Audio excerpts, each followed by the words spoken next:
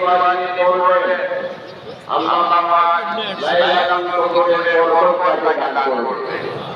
আল্লাহ হাবিব বলেন বছরের নবী ইয়াসাত ফরজের পরে 2 রাকাত সুন্নতের পরে কোন মুমিন যদি 4 রাকাত নফল নামাজ আদায় করেন লাইলাতুল কদরের রাত্রিতে তাহাজ্জুদের নামাজের মতো নামাজে একটি বাইতুল মুকাদ্দাস মসজিদের মধ্যে সারা রাত্র জেগে আদায় করলো আল্লাহ পাক তার আমলনামায় সেই পরিমাণ সওয়াব দান করবেন বলেন সুবহানাল্লাহ।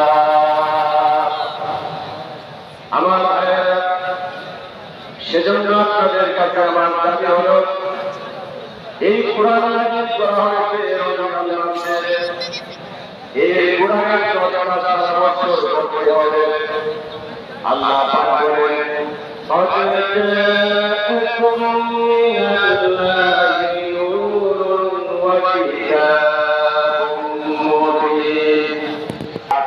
তোমাদের থেকে আমরা সুস্থ করে একখানা কিতাব আল্লাহ পাক বলেন কিতাবুন আনজালনাহু ইলাইকা লিতুখরিজান নাসা মিনাজ যুলুমাতি ইলান নূর।